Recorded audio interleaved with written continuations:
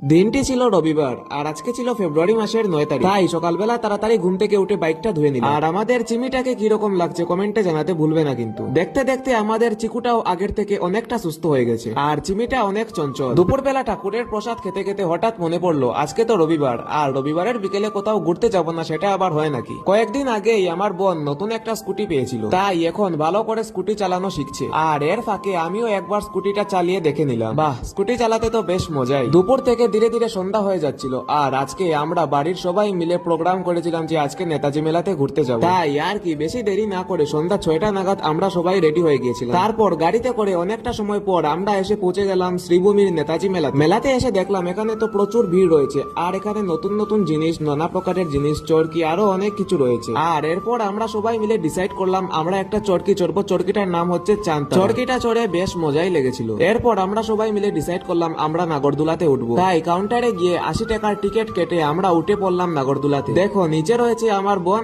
আর উপরে রয়েছি আমি। আর উপর থেকে মেলার ভিউটা তো খুব সুন্দরই আসছে। চারিদিকে গাছপালা, লাইটিং, দোকান, চরকি দেখে খুব সুন্দরই লাগছিল পুরো মেলার দৃশ্যটা। আজকে চরকি চড়ে তো অনেকটা মজাই লেগেছিল। তারপর প্রয়োজনীয় কিছু জিনিসপত্র কেনাকাটা করার পর আমরা এসে পৌঁছে গেলাম একটা ফাস্টফুডের দোকানে খাওয়া দাওয়া করতে। আর এরপর খাওয়া দাওয়া শেষ করার পর আমরা সবাই চলে পড়লাম বাড়ির উদ্দেশ্যে। আর আমার এই প্রথম বাংলা মিনি ব্লগটি কিরকম হয়েছে কমেন্টে জানাতে ভুলবে না কিন্তু। বাই।